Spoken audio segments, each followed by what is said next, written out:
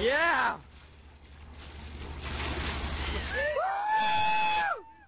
And it bubbled and flowed and bubbled and flowed and ebbed and flowed for us, and it was amazing. It was just the relief and enthusiasm and absolute disbelief almost of people, and the joy and the emotion. I have never seen so many grown men cry in my life.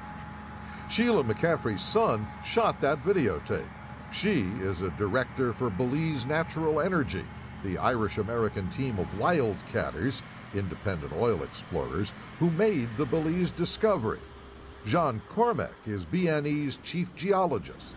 Yeah, well, I was very nervous because we had tested another zone below that we had very high hopes on. Turned out to be basically salt water. And when this one was being perforated, I didn't know which way it was going to go. So it was, Dozens of times before, Jean had watched as oil well explorations in Belize ended in failure. Drillers, many of them representing major international oil companies, took their shots and gave up, leaving Belize spattered with abandoned oil wells like this one in the capital city, Belmopan. Then, in 2002, a local farmer drilled a water well about 4 years ago. And drill, drill, drill.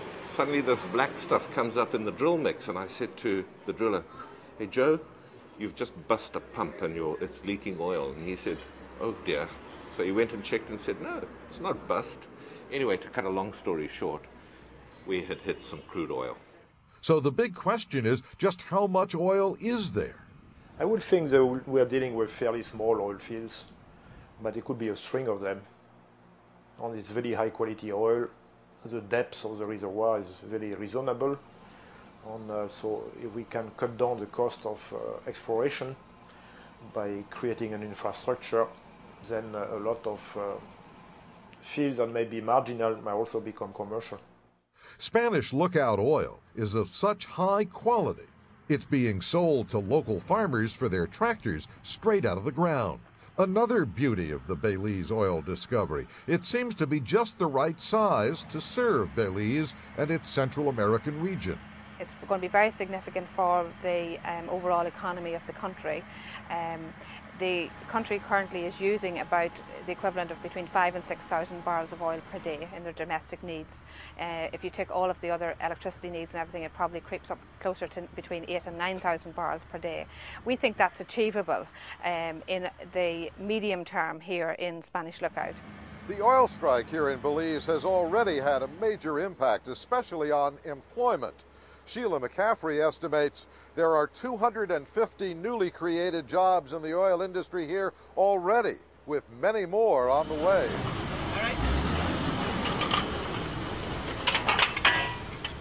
Just 4 wells working, and already 250 oil industry jobs created in a country whose population is just 280,000.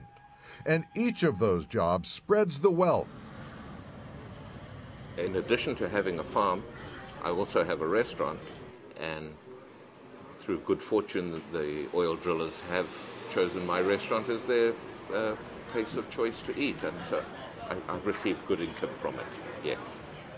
No wonder Margison and his customers celebrate the oil strike in Belize. I think it has tremendous potential to transform Belize. Energy is a critical thing in this country. We spend a lot of money. Our cost of energy here is higher than anywhere else in Central America, and I think potentially it could change this country in big ways. Even as they worry about Paradise Lost? Certainly, something to be very, very careful about. I think Belize is very unique in what it has now, and it has to be protected. You cannot just let this place be overrun with too much wealth. Really, really, really. I would hate to see it change too much. I'm Dave Marish, Al Jazeera, San Ignacio, Belize.